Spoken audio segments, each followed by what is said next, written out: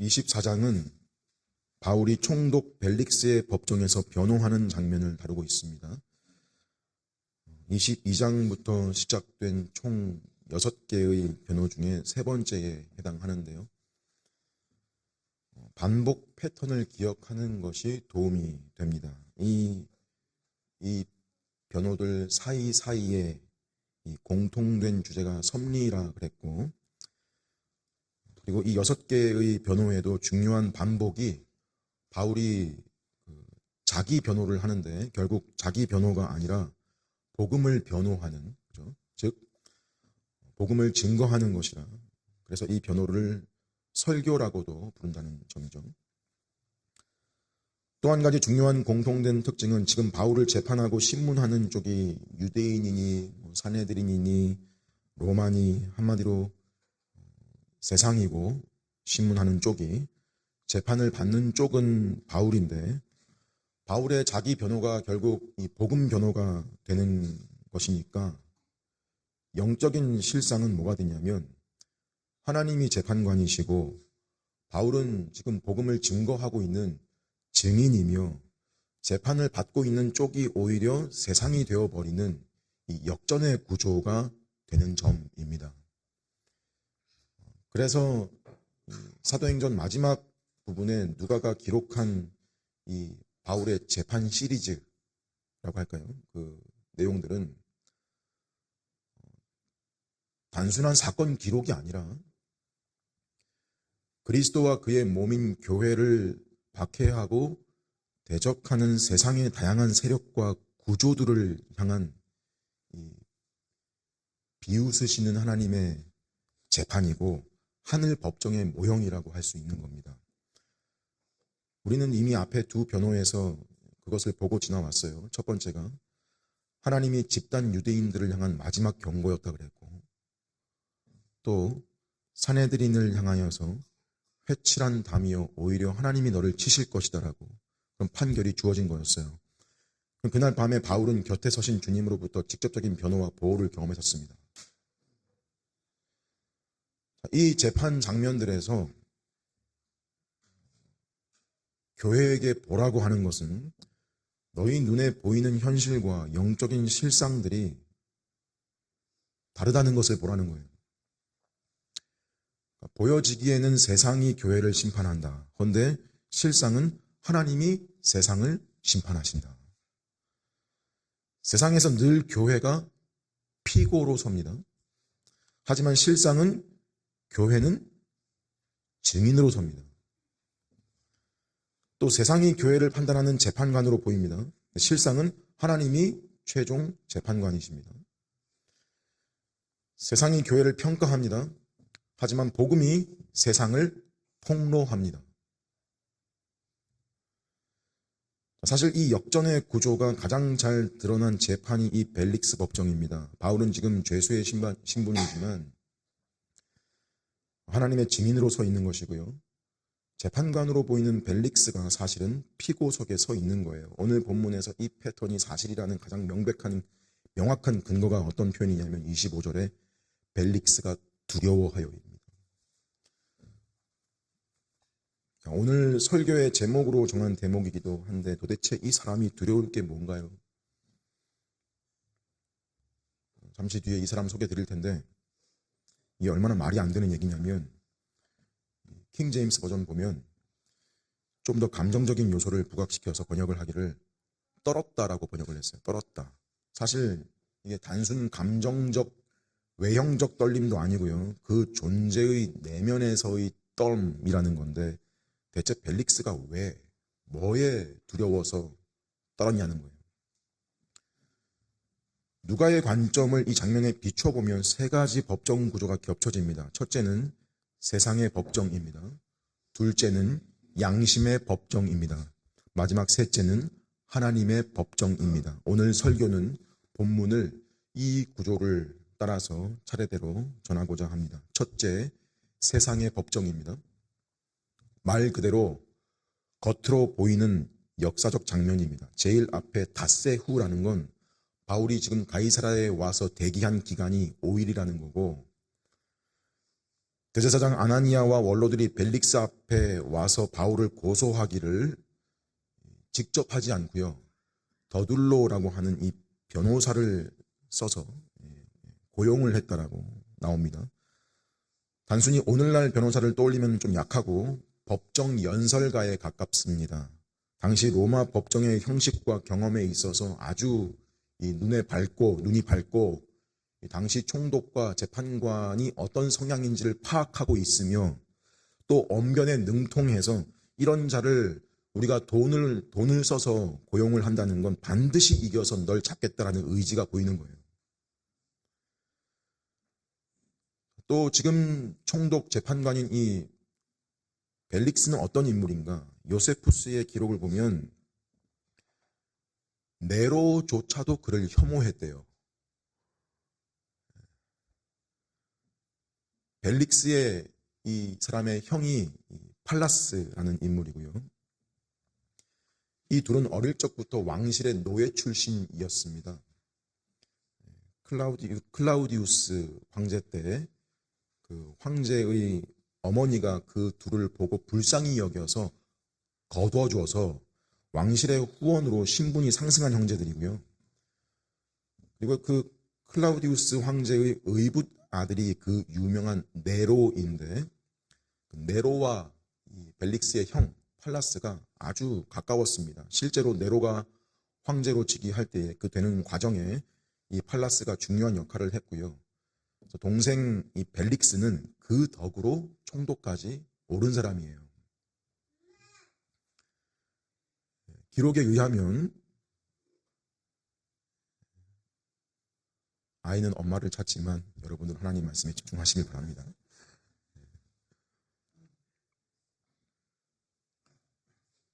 기록에 의하면 잔혹했고 뇌물과 돈을 좋아했고 자기 내각 사람들을 청부살인으로 죽이고 심기만 건드렸다 하면 십자가형을 선고해버리는 그런 식의 한마디로 악하고 잔인한 사람이었답니다. 또 성적으로도 문란했던 것이 그의 아내 드루실라는 벨릭스의 세 번째 아내였고요. 또 이 드루실라는 그 시집 올 당시에 20살이었어요. 근데 일단 헤롯 아그리빠의 딸이고요. 헤롯 아그리빠면 우리 봤어요. 앞에 12장에서 사도 야고보를 죽이고 베드로도 죽이려고 감옥에 가뒀던 사람이고 은색 옷을 입고 그 원형 경기장에서 신이라 불렸던, 그러다가 복통으로 벌레가 먹어 죽은 사람. 기록에 의하면 이 드루실라의 미모가 놀라울 만큼 아름다웠대요. 미모가 탁월했다고 적혀 있어요. 이것이 무기가 돼서 자신의 본 남편을 버리고 정치와 권력을 보고 벨릭스에게 온 여인이었습니다. 부부가 비슷한 사람끼리 만난 거예요. 누가가 24절에 이 드루실라를 유대 여자라고 굳이 밝힌 것은 그 혈통에 속한 자임에도 지금 로마 총독과 불법적 결합을 한 여인으로 묘사를 한 것입니다. 자, 이런 당시에 그 누구나 다 아는 이 배경에 이 더둘로라는 이 변호사가 입을 열어서 벨릭스에게 한 첫 마디가 뭐예요? 추켜 세우죠. 아첨입니다. 3절 4절에 우리가 당신 때문에 태평을 누리고 있으며 우리가 당신의 선견으로 말미암아 여러 가지가 나아졌다라고, 흥미롭게도 여기 선견이라고 번역된 말이 원문에 보면 미리 알고 미리 돌보아주다, 정확히 같은 단어는 아니지만 어떤 개념과 일치하는 개념이냐면 섭리예요. 즉 당신의 그 보존하심과 우리를 향한 다스리심을 통해서 그걸로 말미암아 우리의 삶이 한결 더 나아졌다라고 하는, 말하는 사람과 듣는 사람도 다 아는, 그게 아닌 줄 아는데 하는 말인 줄 아는 아첨 있잖아요. 역겨울 정도의 아첨 있잖아요. 네로도 혐오했던 사람이라고요. 이어서 바울에 대한 고발 내용이 총 3가지예요. 5절에 첫째, 전염병 같은 자로서 천하의 소요를 일으키는 자다. 둘째, 나사렛 이단의 우두머리다. 셋째, 6절에 성전을 더럽혔다. 자, 전염병 같은 자라는 말, 끔찍하고 해로운 존재라는 말입니다. 여러분, 교회가 세상에서 그 부끄러운 일로 비난받는 일은 말 그대로 부끄러운 일입니다. 교회가 세상하고 똑같은 일을 부끄럽지 않게 하는 거 보면 세상은 자기들은 할지언정 그거 비난해요. 교회가 회개해야 될 일도 많습니다. 그렇지만 여러분, 몇몇 알려진 그 교회들이 전체 교회를 대변합니까? 그런 겁니까? 그게 주님의 머리 되심의 이 참된 공교회의 실상입니까, 진정?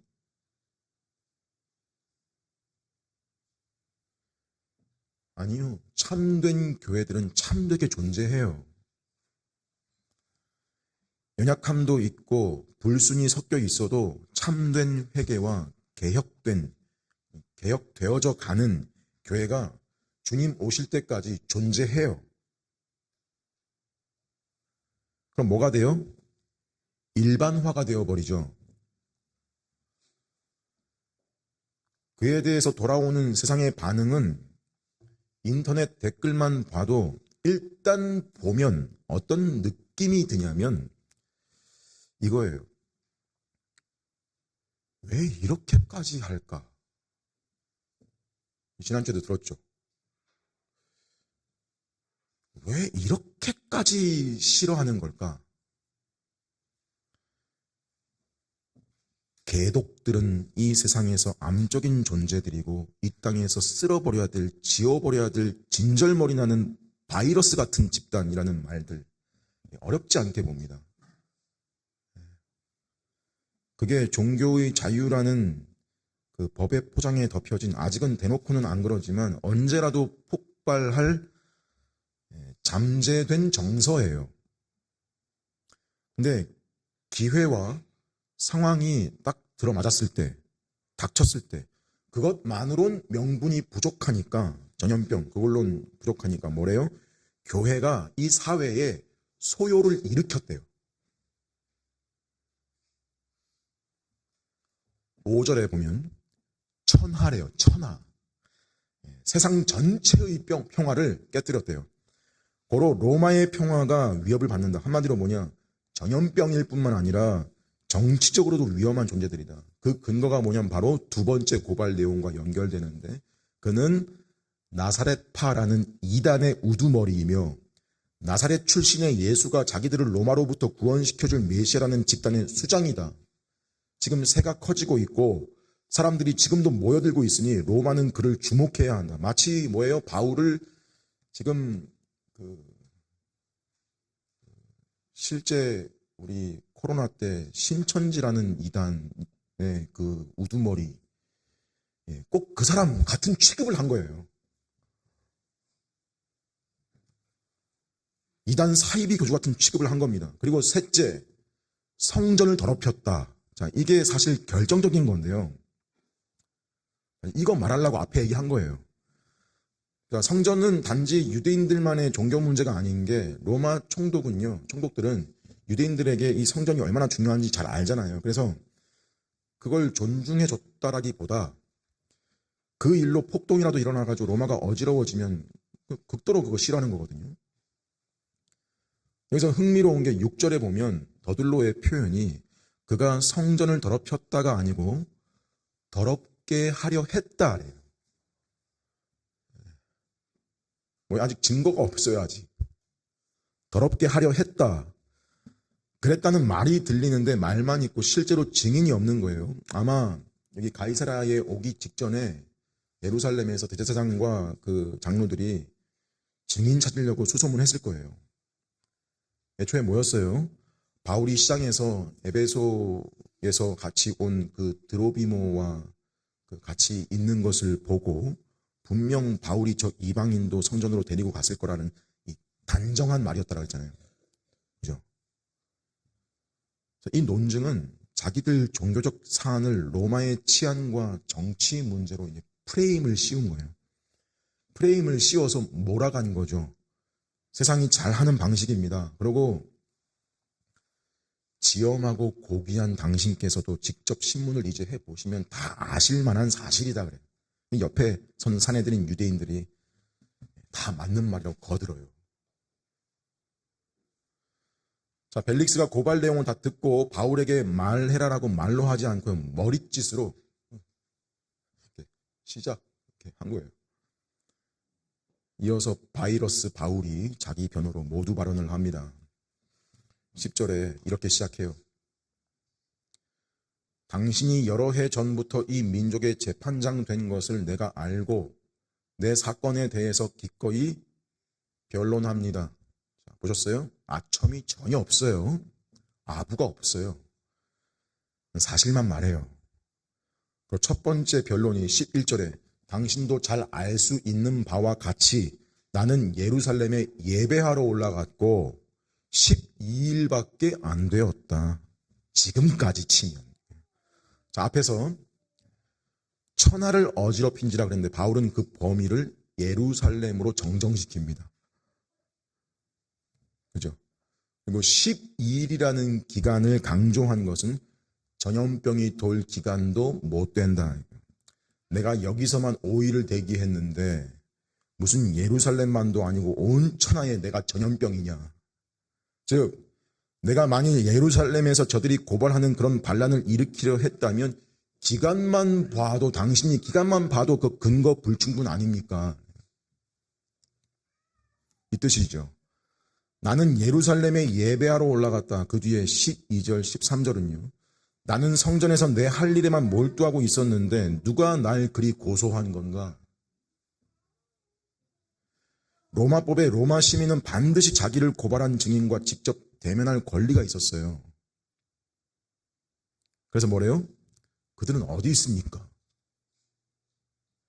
증인은 어디 갔습니까? 또 뒤에 부연 설명이지만 17절에 나는 오히려 여러 해 만에 오랜만에 왔고 내 동족을 구제할 것과 재물을 가지고 왔고 아무 소동도 없이 그거 드리면서 결례만 행한 거 오히려 그들은 그걸 분명히 봤다. 그들이 본 건 그거다. 근데 아시아에서 온 나를 공격한 자들 지금 왜 이 자리에 없는 거냐? 와서 증언하게 해달라. 왜 나는 여기 있는데 그들은 없냐? 로마 시민으로서 말한 거예요. 여기까지 첫째 고발, 내가 전염병이고 소요를 일으키는 자. 셋째 고발, 성전을 더럽히는 자라는 내용의 반박을 하고 뭐가 남았어요? 둘째, 나사렛파라는 이단의 우두머리라는 고발이 남았는데 여기에 대해서 바울이 하는 말이요. 14절에 어떻게 시작하냐면 그러나 이것을 당신께 고백하리이다. 자, 이 고백한다는 말, 공개적으로 인정하고 시인한다는 법적 용어로 쓴 말이에요. 즉 이 말이에요. 저들의 고발의 내용이 대부분이 거짓이지만 이 한 가지 내가 분명하게 고백합니다. 라는 건데 이 지점부터 이 재판석이 뭐로 바뀌냐면요. 설교단으로 바뀝니다. 이 표현 하나로 이 법정의 구조가 역전이 돼버립니다. 바울은 증인이 되고 재판관과 피고가 바뀌어요. 뭐라 그래요? 나는 저들이 이단이라 부르는 그 길을 쫓는다. 그래. 그런데 나는 우리 조상의 하나님을 섬긴다. 나는 그들과 같은 그들이 말하는 그 하나님을 믿는다.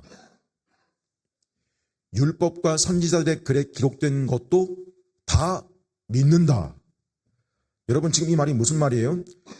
저들이 나사렛파라고 부르는 그 길은 유대교의 전통과 단절된 이단이 아니다. 오히려 그 전통이 구약 때부터 가리켰고 기다리던 메시아의 성취다.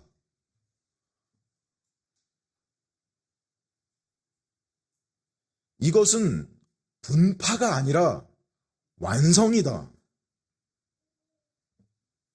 그죠? 또 뭐라 그래요? 그들이 가진 소망을 나도 가지니 곧 의인과 악인의 부활을 믿는다고 말한 거예요. 자, 의도가 뭐냐면요.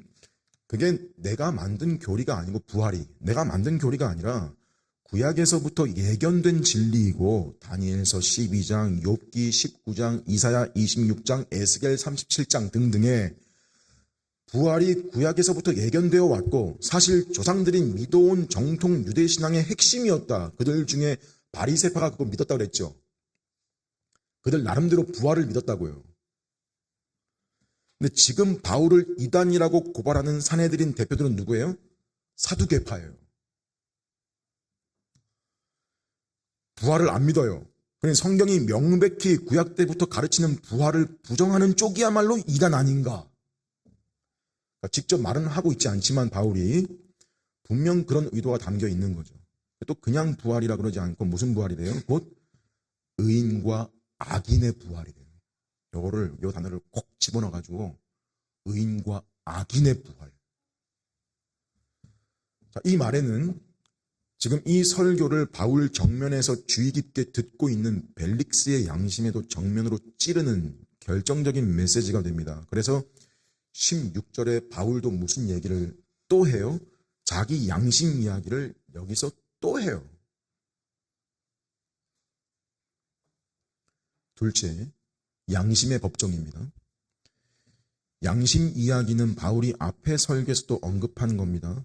하나님이 사람 마음에 새겨놓으신 마치 사람 내면에 세우신 법정같이 사람 자신을 감시하는 감시자요.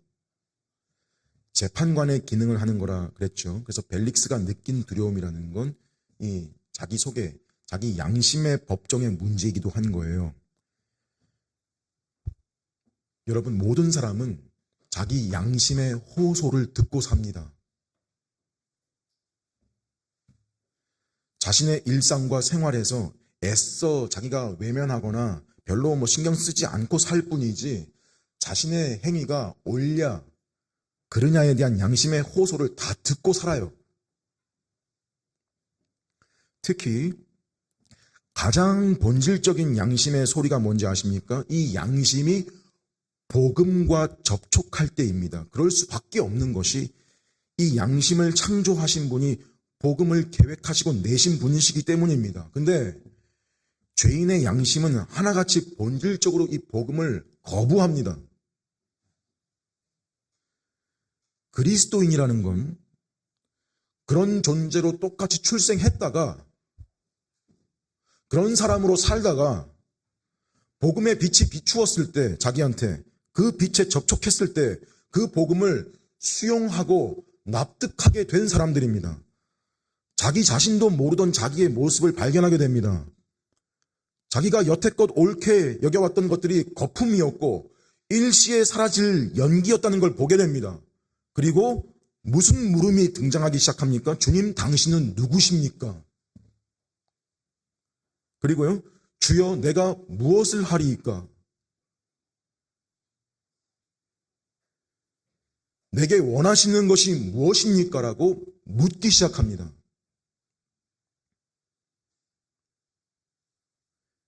예수 믿는 겁니다. 특별한 겁니다. 일반적이지 않습니다. 하지만 일반적인 건 거절입니다. 그래서 어떻게든 살면서 복음을 접하면 부모를 통해서건 자녀를 통해서건 남편이나 아내를 통해서건 그 그림자라도 비추이면 그 사람의 양심이 그에게 호소를 시작합니다. 호소를 해요. 그때 그에게 일어나는 대표적인 감정이 무엇이냐면요, 두려움입니다. 어떤 이들은 콧방귀를 낍니다. 두려움? 나는 아니다 그래도. 종종 밤에 이불 덮고 누우면 그 두려움의 그림자가 저 속에서 스물스물 올라올 때가 있어요. 몸이 병들어 누웠다든지 특정한 상황에 그 감정이 엄습할 때가 있어요. 그게 양심의 호소예요. 자, 이러한 처지의 인류는 여러 상황에 놓여 있습니다. 복음을 접하는 상황도 여러 상황이고요. 그에 대한 거부하는 반응도 상황이 다양해요. 경우의 수가 많아요. 심지어 그 경우의 수 가운데 어떤 상황도 있냐면요. 복음을 한 번도 접하지 못한, 그러니까 복음에 대해서 한 번도 듣지 못한 경우도 있어요. 한 번도 들은 적도 없고 예수에 대해 들어본 적도 없이 살다가 죽는 사람들 얼마나 많겠어요, 또. 자, 이 질문 나오면 어김없이 등장하는 이름 아시나요? 가령 초등학생, 중학생, 나이에 상관없겠군요. 종종 묻는 질문이 뭐냐면, 그럼 세종대왕은 지옥에 갔나요? 이순신 장군은요? 저도 존경하고 감사하게 생각하는 한국의 위인들입니다. 저는 지금 어느 특정 인물의 구원 여부를 쉽게 단정 내리려는 것이 아닙니다. 다만 구원의 길은 그리스도의 의뿐임을 증언할 뿐입니다. 근데 여러분, 세종대왕 14세기 사람이고요. 이순신 16세기 사람입니다. 무슨 말이냐면, 사실 예수를 소개받지도 못한 채 생을 마감한 사람들의 역사는 이보다 훨씬 더 오래됐어요. 세종대왕 이순신은 어린 축에 속해요. 자, 우리 가지고 있는 성경의 구약 시대만 봐도 뭐예요? 기원전이에요. 맞잖아요. 그때도 이미 뭐예요? 예수에 대해서 그림자로 오실 그리스도로 소개받은 민족도 유대인들 뿐이었어요. 그 외에는 대부분 복음을 소개받지 못한 인류의 역사입니다. 여러분 고대사 중에도 인간적으로 훌륭한 성군과 군자들이 얼마나 많았을까요? 결국 예수님에 대해서 아예 들어본 적도 없는 사람들은 어떻게 되냐라는 이 물음의 핵심이 뭐냐면요. 억울함이에요.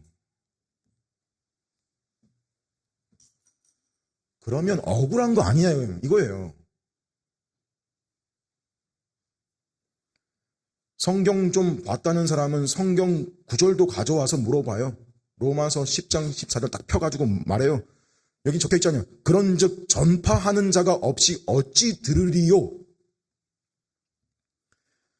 그러니까 그 사람들은 전파하는 사람도 없었으니까 못 들은 거 아니냐? 이렇게 갖고 와요, 그 말씀을. 기회조차도 없었던 거 아니냐 이거예요. 또 어김없이 등장하는 로마서 1장 19절 말씀. 이는 하나님을 알만한 것이 그들 속에 보임이라. 하나님께서 이를 그들에게 보이셨느니라. 창세로부터 그의 보이지 아니하는 것들 곧 그의 영원하신 능력과 신성이 그가 만드신 만물에 분명히 보여 알려졌나니 그러므로 그들이 핑계치 못하리라. 이걸 학자들은 일반 계시 또는 자연 계시, 자연의 빛, 본성의 빛으로 불러왔는데요. 특히 이 말씀, 로마서 1장 이 말씀, 세종대왕, 이순신 같은 분들의 이 구원 문제가 나오면 어김없이 등장하는 사용되는 근거 구절인데 이것도 잘 써야 돼요. 혹 예수의 이름을 직접 듣지 못했다 하더라도 만물에는 하나님의 어떠하심이 다 새겨져 있고 반영돼 있는 건데 어떻게 그걸 보고도 믿지 못했다라는 거에 그들은 핑계댈 수 없다. 이거 아니에요. 이거 아닙니다. 왜? 뭐가 잘못된 거지? 자, 애초에 일반 계시는 믿음이나 구원을 목적으로 내신 게 아니거든요. 구원은 오직 특별 계시를 통해서 주어지죠. 그래서 자칫 범신론으로 가요. 범신론. 뭐예요? 만물에 하나님의 어떠하심이 깃들어 있어서 꼭 예수 그리스도가 아니어도 자연 만물, 우주의 흐름, 역사, 자기 양심의 소리를 듣고도 사람이 구원받을 수 있다. 꼭 특별 계시가 아니어도 구원받을 수 있다? 지금 그 말 하는 거 분명 아니죠, 바울이. 그거 아니에요. 여기서 핑계할 수 없다는 바울의 표현은 이 자체가 자기를 변호할 근거가 전혀 없다라는 법적 용어인데, 이것도 뭘 핑계할 수 없다는 거냐? 내가 만물을 보고도 내 양심의 소리를 듣고도 믿지 못했다라는 책임을 따지는 게 아니라고요. 잘 들어보세요.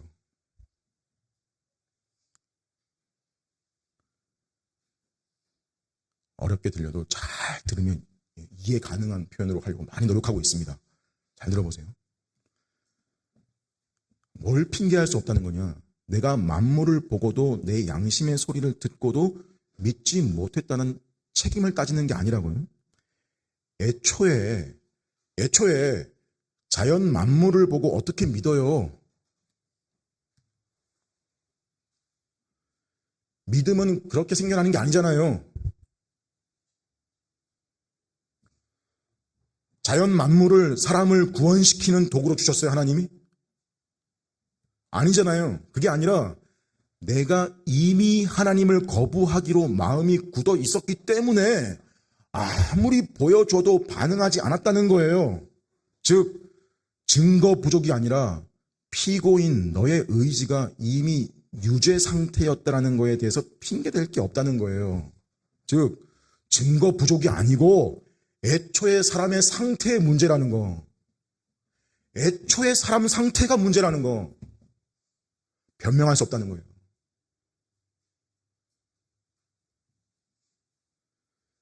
그런 상태여서 자연 만물에 새겨져 있으면 뭐하냐? 봐도 몰랐던 거다. 그게 증거다. 양심의 호소가 들리면 뭐하냐? 들려도 거절하는 거다. 그런 상태를 증명하는 도구가 되죠. 자연 만물이, 양심의 호소가.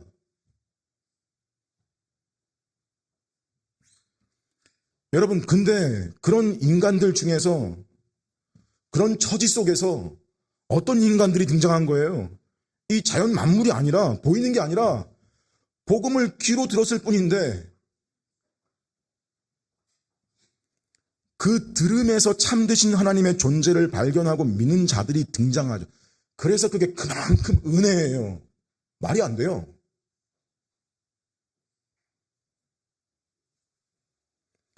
말로 어떻게 할 수 없고 다 설명할 수 없는 은혜예요. 어떻게 그래요?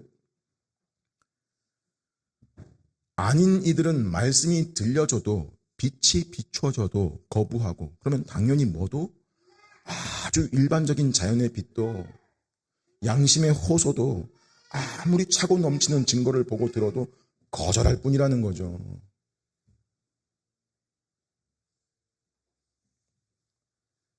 그러니 그가 구원받지 못함은 증거 부족이 아니라고요. 증거는 차고 넘쳐요. 세상 만사 만물이 증거예요. 근데 뭐래요? 날 믿도록 증명해 보래요. 그러면 믿겠다죠. 그게 사람의 본래 상태입니다. 그러니 결국 그 상태의 사람은 복음을 못 들어서 구원받지 못한 게 아니고 본래 그런 상태로 마주하는 결과인 거예요. 그렇다면 이 사실에 대해서 나중에 내가 복음을 듣지 못했기 때문에 구원받지 못했다고 하나님께 항변할 자가 있겠어요? 그저 입을 다물 수밖에 없는 유죄 상태가 원래 자기 상태였다는 걸 인정할 수밖에 없습니다. 핑계댈 수 없어요.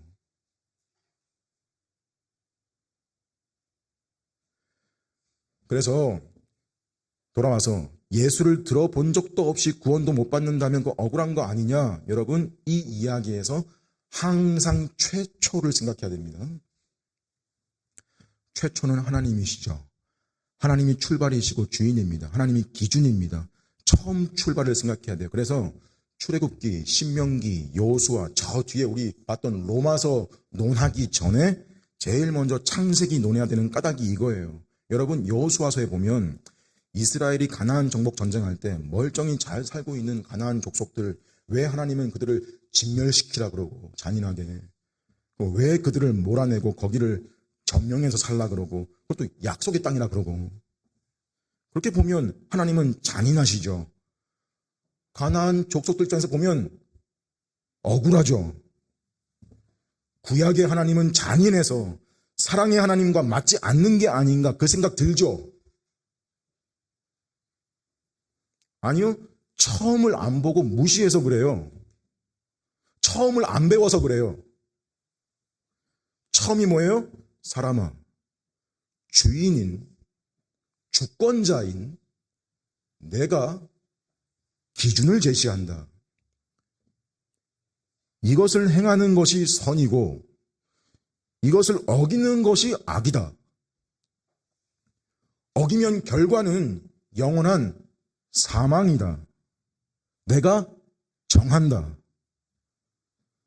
즉 그들의 심판은 여러분 그 최초의 정령 죽으리라 한 그 결과로 주어진 공의로운 결과예요. 그러니 오히려 그 심판의 시행이 연기된 거예요. 연기된 것일 뿐이지 원래 주어진 심판이 비로소 시행된 장면으로 여호수아를 읽어야죠.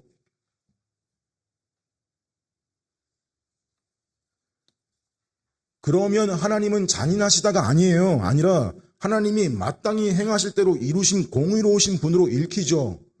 자비와 은혜가 뭐예요? 그 연기된 기간 중에도 실제로 구원받은 이방인의 대표적인 인물이 라합이라는 여인과 그의 가족들이에요.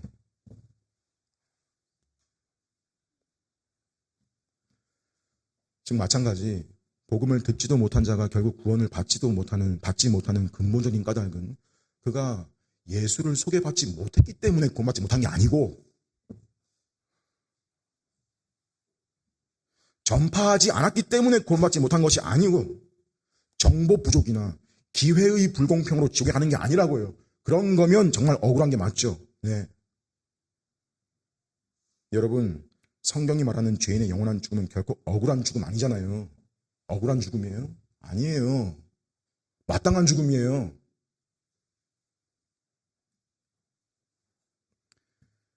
죄에 대해 정령 죽으리라 하신 하나님의 공의로우심의 결과예요. 원래 처해 있는 처지에서 그 결과대로 된 거일 뿐이에요.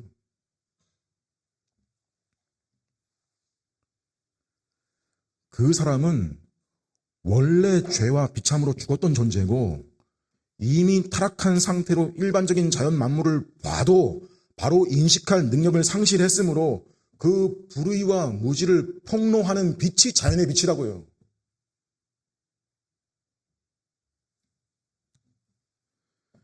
그래서 로마서에서 바울의 논리가 어디까지 이어지는 거냐면 바로 그런즉 전파하는 자가 없이 어찌 들으리요.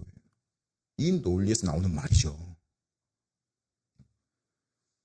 복음을 못 들은 자들이 억울하다는 뜻으로 한 말이 아니고 복음이 선포돼야만 그걸 들어야만 믿음이 생긴다는 사실을 강조한 말이죠. 즉 복음의 부재는 불공평이 아니다. 불공평이 아니라 복음이 전파된 자체가 은혜다.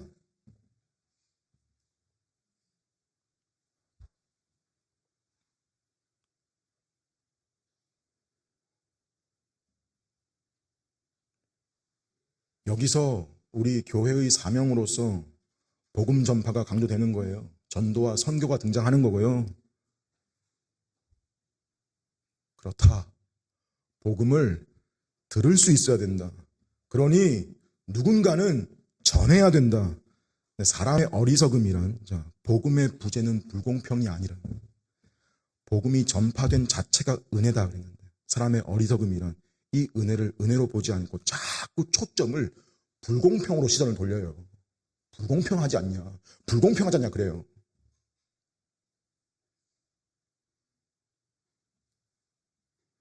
자, 복음을 한 번도 듣지 못한 사람들의 경우에 대해서 많은 설명을 할애를 했는데 이게 왜 중요한가 하면 오늘 본문에서 이 말을 하기 위해서입니다. 방금 설명을 한마디로 하면 이겁니다. 계시의 정도가 달라도 죄의 본질은 동일하다. 로마서 3장에 의인은 없나니 하나도 없으며 로마서 5장 12절 말씀에 한 사람으로 말미암아 죄가 세상에 들어오고 사망이 들어왔으니 이와 같이 모든 사람이 죄를 지었으므로 사망이 모든 사람에게 이르렀다. 뭐예요? 복음에 대해서 전혀 듣지 못했어도 본래 사람의 상태는 동일한 죄의 본질과 결과를 가지고 있다. 그의 사망은 본래적 결과다.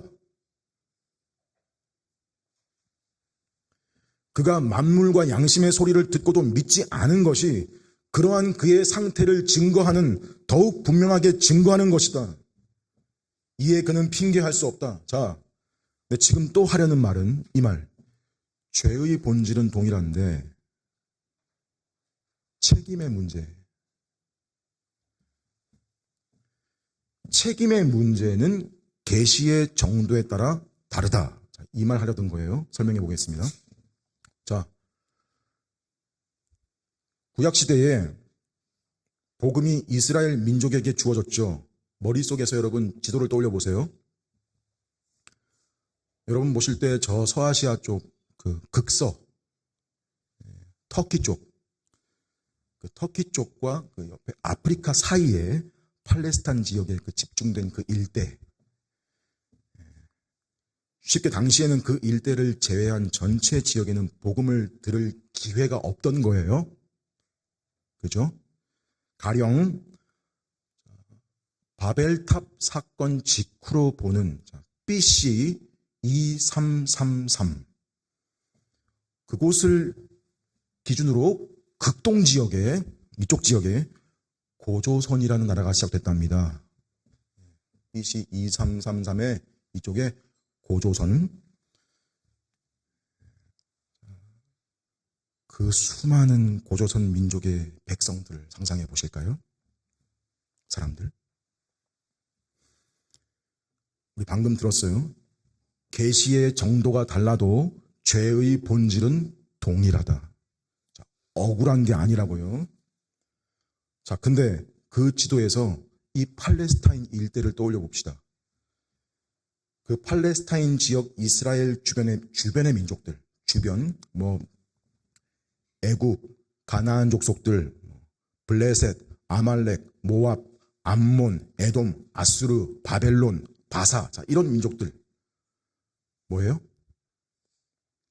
이스라엘과 전쟁을 했든 침략을 했든 그 주변에서 뭘 본 거냐면 복음의 빛을 간접적으로 보았던 거예요. 그 민족들은.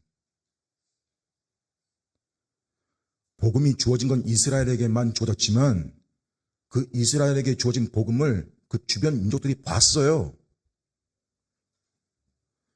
이스라엘의 하나님이 그들을 위해 하신 일을 보기도 하고요. 소문으로 듣기도 했고요. 여호와의 성막이나 성전을 보고요. 심지어 그 탈취도 하면서 어느 정도 복음의 그림자를 보는 사람들이었어요. 무슨 말이에요? 고조선과 바벨론의 죄의 본질은 동일한데요. 책임의 문제. 책임의 무게는 달라요.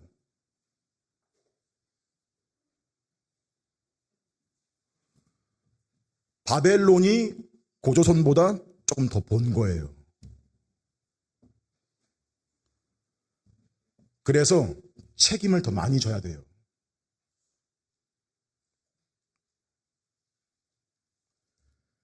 쉽게 말해 죄가 더 무겁다는 거예요. 심판도 더 크다는 거예요.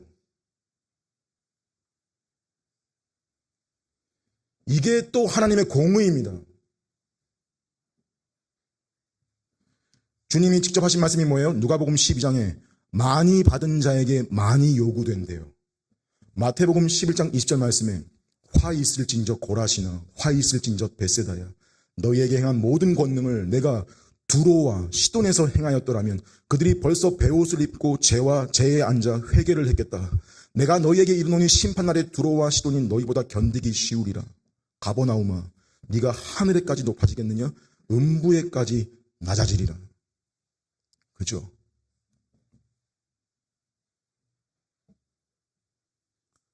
너는 들었지 않냐? 너는 봤지 않냐? 내가 보낸 선지자를 통해 들었지 않냐?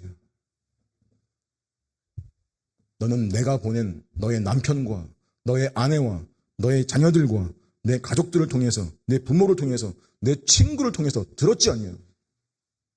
보았지 않냐?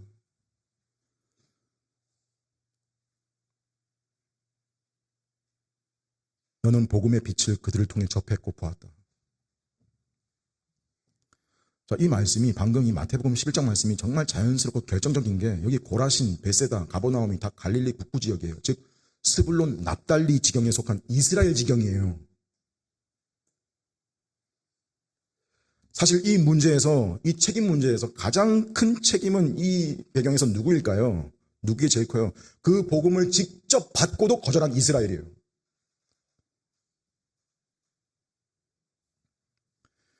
사실 복음 전파와 이 선교의 사명이 누구에게 제일 처음 주어졌던 거냐면 유대인들이에요. 뭐예요? 죄의 본질은 같아도 계시의 빛을 본 만큼의 책임에는 차등이 있는 법이에요.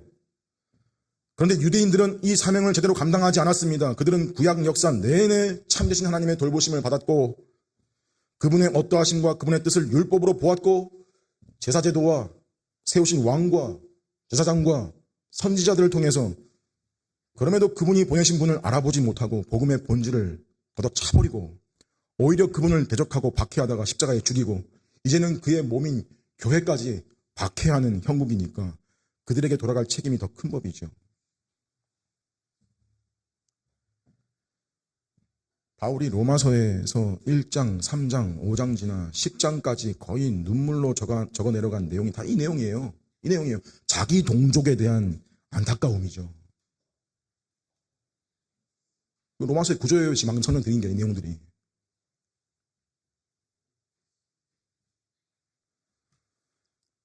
이렇게 해서 어떤 법정으로 넘어가느냐. 셋째, 하나님의 법정입니다. 벨릭스는 더들로를 통한 사내들인의 고발과 이어서 바울의 이 변론을 다 듣고 속으로 바울이 무죄라는 걸 알아요. 22절에 벨릭스가 이 도에 관한 것을 더 자세히 아는 거로, 즉 이미 기독교와 유대교 사이의 문제에 상당한 정보를 갖고 있어요. 즉 이 말은 무슨 말이에요? 이스라엘 주변에서 일정한 복음의 빛을 상당히 보고 있던 사람이라는 거예요. 벨릭스.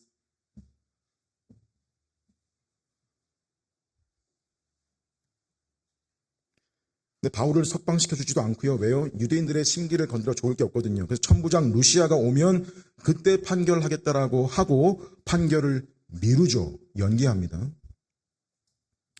근데 천부장 루시아는 끝내 오지 않죠. 왜 오지 않았을까요? 벨릭스가 불러야 오죠. 안 부른 거예요. 왜? 무죄인 걸 알고 있는데 뭐하러 불러요? 그렇게 바울이 가이사라에서 체류한 기간이 무려 2년이에요. 이태가 지났대요. 로마 시민권자라서 구금이 돼도 일정한 자유가 제공됐는데 지인의 면회가 비교적 자유롭고 음식과 의복 등을 외부에서 공급받았습니다. 그 2년이라는 기간 끝에 또 총독이 교체가 돼요. 벨릭스가 물러나고요. 베스토라는 인물이 총독이 됩니다. 이게 인기가 있어서 된 게 아니라 쫓겨났어요. 네로한테. 역사적으로 AD 59년이요. 네로 통치 5년째 해입니다. 누가는 이 2년이라는 기간 중에 있었던 매우 특이한 장면을 기록을 했는데 벨릭스가 재판 후에 며칠 뒤에 자기 아내 드루실라와 이 바울 찾아가서 복음을 들었다는 거예요. 또.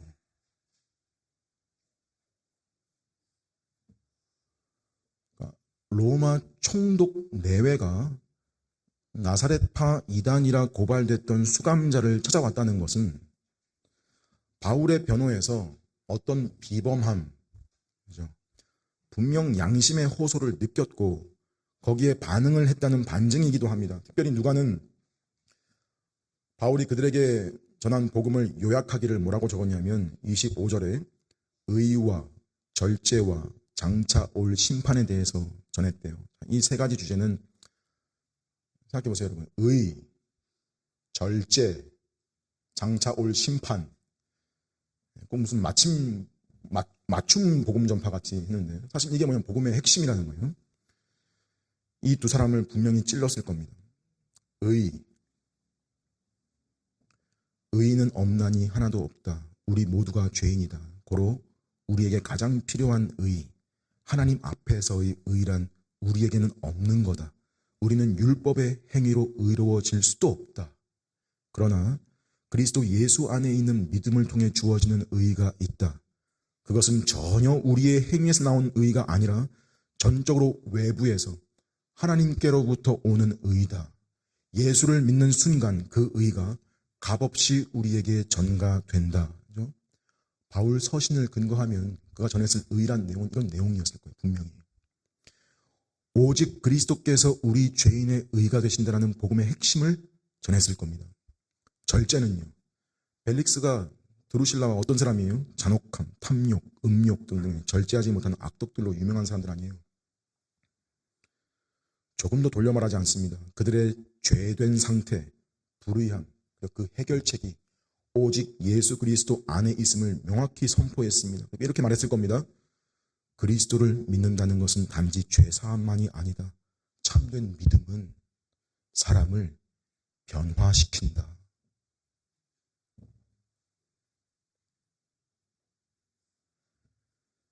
실제 행동으로 바뀌어진다. 그리스도 안에 있는 자는 더 이상 옛사람으로 살 수 없다. 탐욕과 음욕과 잔혹함 속에 살던 삶은 끝내야 한다. 하나님은 그분의 백성을 변화시키신다. 그리스도인은 절제하며 경건하게 살아야 한다. 마지막 장차 올 심판은요. 심판이 있다. 그리스도께서 보좌에 앉으실 것이고 당신은 그 앞에 설 것이다.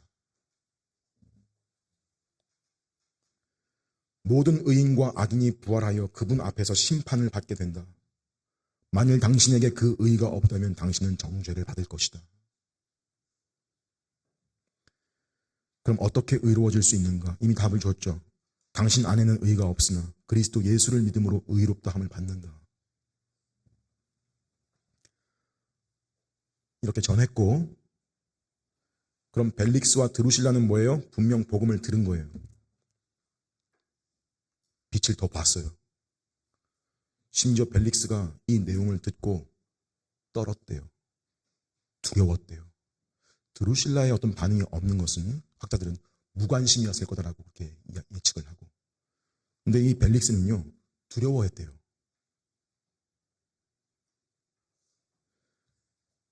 벨릭스가 피고가 된 거예요. 그의 양심에 자극을 일으키는 호소의 소리가 들렸어요. 여러분, 이게 결코 작은 일이 아닙니다. 많은 이들이 가장 두려운 내용의 설교가 선포돼도 꿈쩍하지도 않아요. 아무리 의와 절제와 장차 올 심판에 대한 말을 들려줘도, 가장 위대한 진리가 들려줘도 마음속으로 하품을 하는 사람들이 있습니다. 예배 중에 입을 열어 노래는 부르지만 찬송하지 않고, 눈을 감지만 기도는 하지 않으며 무표정한 얼굴로 그저 빨리 끝났으면 좋겠다라고 생각하는 경우가 적지 않습니다. 그러나 벨릭스는 떨었습니다.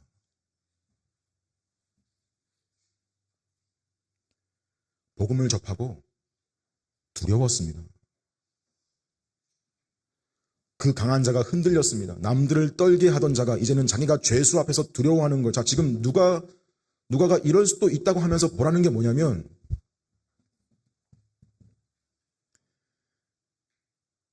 그렇게 복음을 듣고 일시의 두려움을 느낀 벨릭스가 결국 회개를 안 해요.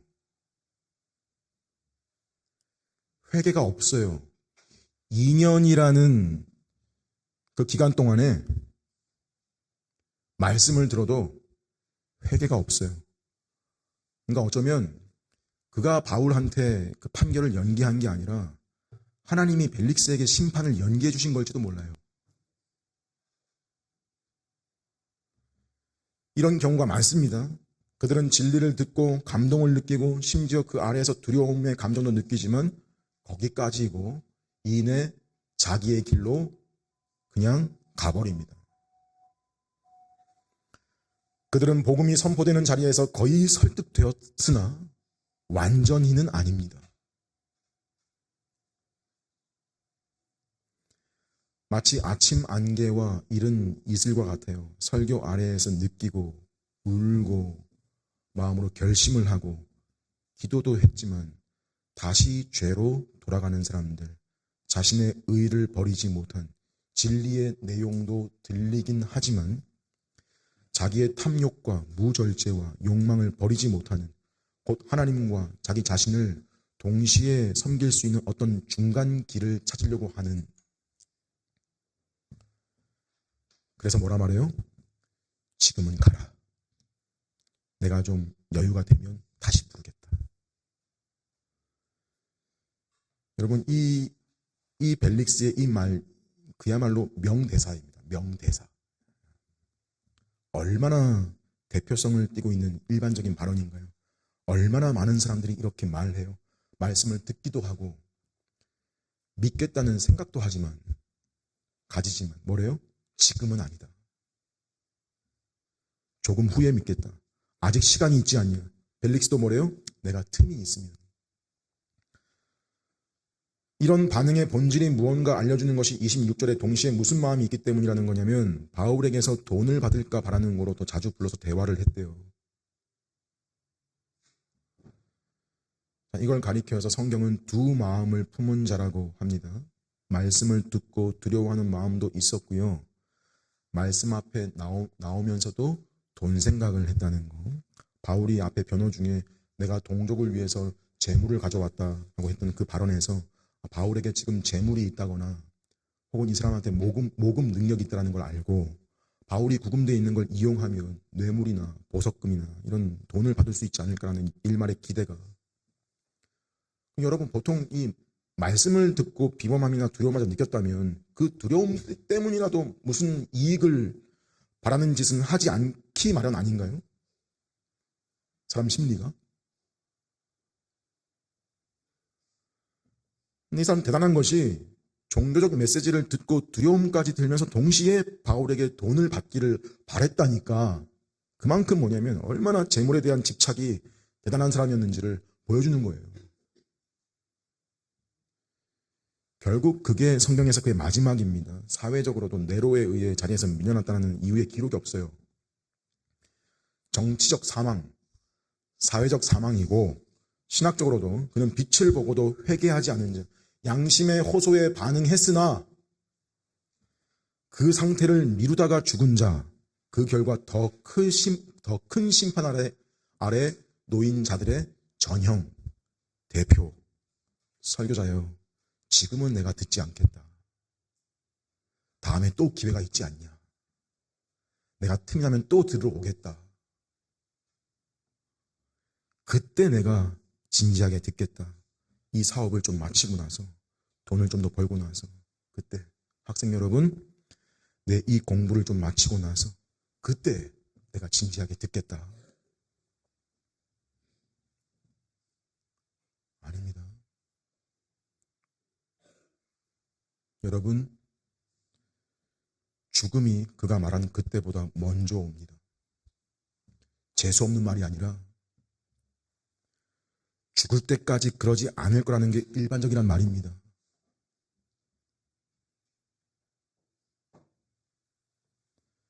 대개는 이미 늦었습니다.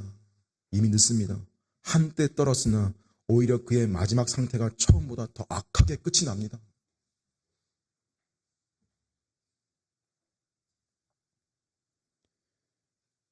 여러분 오늘 본문이 강하게 외치는 진리들에 주목해야 됩니다. 성도가 세상 살아갈 때 두려워할 일이 많아 보입니다. 그렇죠? 세상의 원리가 방식이 성경의 방식과 대립하고 충돌합니다. 사고 개념이 다르고 출발 지점이 다르며 가치관이 다릅니다. 가정과 부부에 대한 일반적인 이야기들을 들어보십시오. 또 젠더 문제, 결혼에 대해서, 인생의 목적에 대해서 다양성을 인정해주는 그런 일반적인 말 표현으로 포스트 모더니즘이라고 하잖아요. 모더니즘 이후 모더니즘을 대적하는, 한마디로 기존의 것을 뒤엎자. 정답이 없다죠. 정답이 없다. 진리라는 건 딱 정해져 있는 게 아니고 상대적인 거다.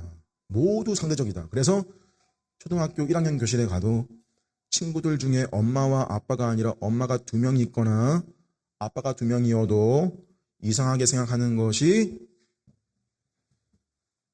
잘못된 거라고 가르치는 세상, 이것을 받아들이지 않으면 아주 사람을 어떻게 봐요? 전염병 같은 존재, 사회의 암적인 바이러스 같은 인간들. 그게 오늘 세상이에요. 한국은 아직까지는 그렇지 않다라는 그런 분위기가 있는데 머지않은 것 같아요. 젠더에 대한 얘가 제일 센 축에 속해서 그렇지 이런 경우가 한정이 없어요.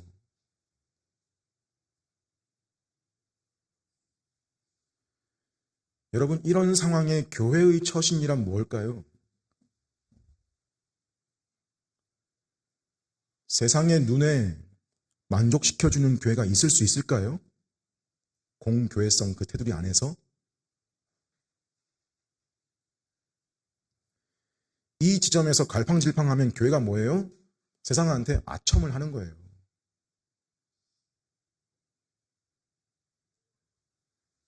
양복 입고 넥타이 매고 깔끔하게 차려입고 TV 나오는 모습에 그걸 목사들이 아무리 젠틀하게 점잖게 말해도 아첨이에요.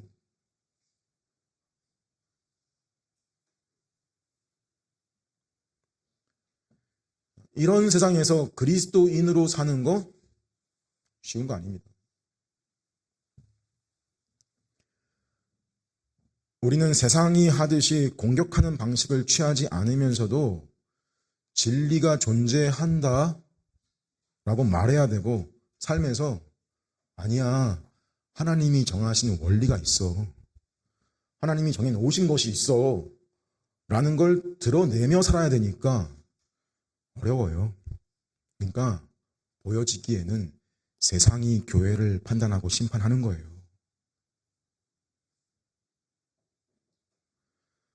그런데 실상은요, 하나님이 세상을 판단하시고 심판하시는 겁니다. 늘 교회가 그리스도인들이 쌍 가운데 끼어서 피고 같아요.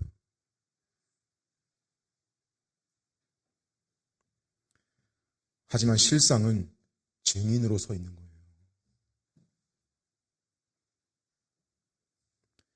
이 역전된 구조가 사실 여러분 지금 사도행전 24장 본문에서 강조해서 그렇지, 사도행전 제일 앞에 말씀 기억하세요?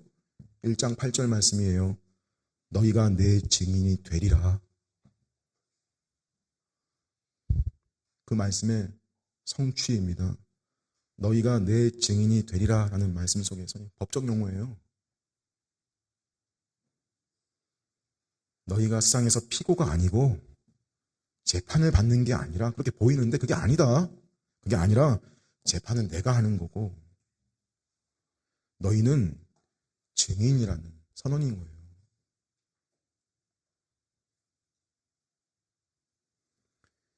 여러분의 삶의 자리에서 마치 교회인 나를 향해 판단과 박해와 그런 핍박의 법정이 열리는 것 같은 때에 직장에서도 열리고 그 법정이 집에서도 열리고, 그때 실상은 보이지 않는 하나님의 법정이 함께 열리는 거예요. 그 순간에 최종 그 심판의 그림자처럼 열리는 거예요. 하나님이 다 판단하고 계시는 겁니다.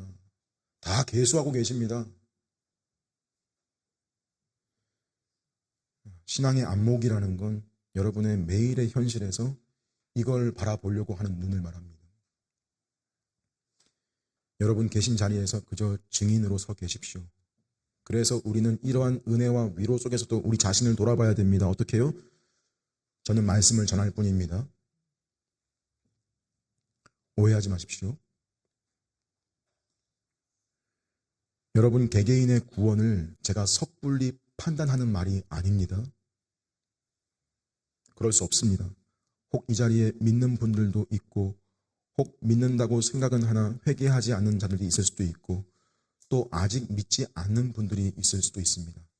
여러분이 어떠한 경우이든지 간에 한 가지 확실한 것은 지금 이 순간 교회 바깥에서 주일도 모르고 예배도 모르고 살아가는 수많은 사람들보다는 더 책임이 있다는 사실입니다.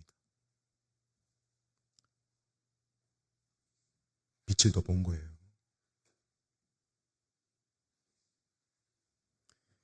여러분들은 이 예배와 말씀의 자리에 직접 와서 계시의 빛을 보고 있기 때문입니다. 하나님의 공의입니다. 유대인들에게 책임이 크다 그랬는데 더 큰 책임이 지금 이 시대에 있습니다. 그래서 목사들의 책임이 더 큽니다. 그래서 가장의 책임이 더 큽니다. 부모의 책임이 더 큽니다. 하나님이 따지실 겁니다. 많이 받은 자에게 많이 요구되는 법입니다. 빛의 자리에 있었던 사람일수록 책임은 더 무겁습니다.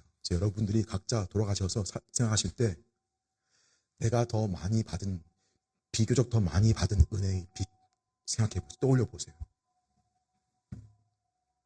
떠올리시며 책임을 생각하십시오. 또 하나 확실한 거, 여러분이 오늘 본문의 벨릭스보다도 더 많은 빛 아래에 있고 더 큰 책임이 있다는 거 당연하죠. 벨릭스는 경험하지도 못한 신약의 교회의 형태를 어찌됐든 지금 목격하고 경험하고 있기 때문입니다. 이제는 모르겠다가 아니라 어떻게 해야 마땅한가를 물으셔야 됩니다.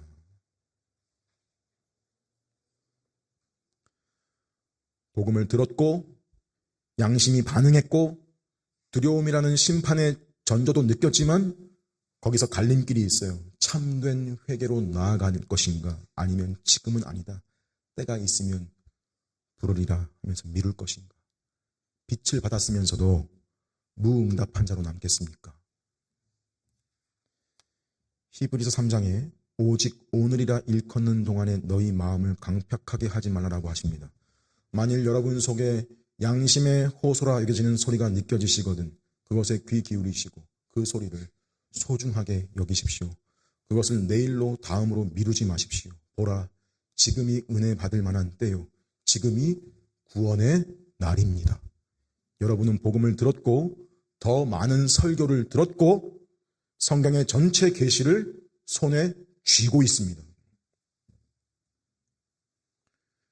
그러므로 여러분의 회개를 미루지 말고 절제된 삶으로 살며 심판을 진지하게 준비하며 복음을 드러내는 삶을 살아야 됩니다. 빛이 밝을수록 책임이 크다 명심하시면서 그 일을 나중에 좀 있다가가 아니라 지금 오늘 여러분 각자의 자리에서 응답하며 살아가시는 저와 여러분 삶이 다 되시기를 간절히 바랍니다.